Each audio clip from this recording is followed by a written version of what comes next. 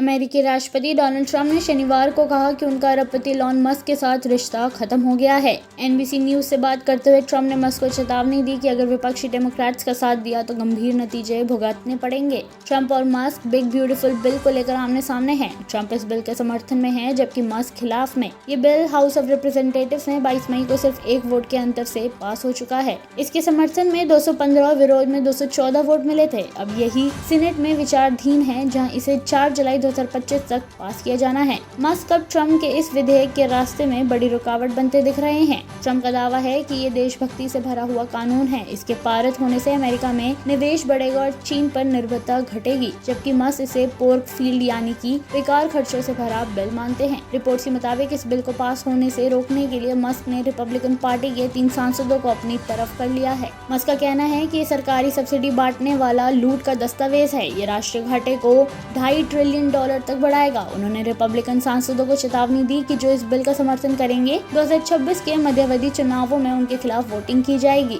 Musk ने Trump के पुराने पोस्ट शेयर किए जिसमें ट्रंप खुद कर्ज बढ़ाने की आलोचना करते थे और कहा कि ट्रंप अब अपने ही सिद्धांतों के खिलाफ जा रहे हैं। कुछ रिपब्लिकन सेनेटर जैसे कि रैंड पॉल, रॉन जॉनसन और माइक ली खुलकर मस्क के समर्थन में आ गए हैं और बिल में बदलाव चाहते हैं। इन सांसदों ने कहा है कि वे बिल के खिलाफ वोट देंगे। ट्रंप इसे अपनी आर्थिक योजना की रीढ़ मानते हैं, लेकिन अगर मस्क की लॉबिंग असर दिखाती रही तो ट्रंप को न सिर्फ बिल में बदलाव करना पड़ सकता है बल्कि उन्हें अपनी ही पार्टी में समर्थन जुटाने के लिए अलग रणनीति अपनानी होगी। ट्रंप समर्थकों का कहना है कि बिल में बाइडेन सरकार के इलेक्ट्रिक वाहनों और सोलर एनर्जी के लिए दिए जाने वाली टैक्स छूट खत्म करने का प्रस्ताव है, जो मस्क की कंपनी टेस्ला को नुकसान पहुंचा सकता है। अमेरिकी सीनेट में रिपब्लिकन के पास 53-47 का मामूली बहुमत है। 3 सेनेटर पहले ही बिल के खिलाफ वोट देने की बात कह चुके हैं। ऐसे में मामला 50-50 पर आ चुका है। अगर एक और सांसद भी इस बिल के खिलाफ वोट देता है तो ट्रंप इस बिल को पास नहीं करा पाएंगे। मस्क के विरोध के बावजूद ट्रंप इस बिल को पास कराने की कोशिशों में जुट गए हैं। उन्होंने कई सेनेटर के साथ मुलाकात की है और फोन पर बात भी की है ताकि उन्हें बिल के समर्थन में वोट देने के लिए मनाया जाए। इसके अलावा ट्रंप बिल में थोड़े बहुत संशोधन करने में भी विचार कर रहे हैं। ट्रंप के वन बिग ब्यूटीफुल बिल अगर अमेरिकी संसद के ऊपरी सदन से पास हो जाता है तो इसे भारत और हर साल अरबों रुपए का नुकसान हो सकता है। बिल के मुताबिक अमेरिका में काम करने वाले विदेशी कामगार जब दूसरे देशों में पैसा भेजेंगे तो उन्हें उसे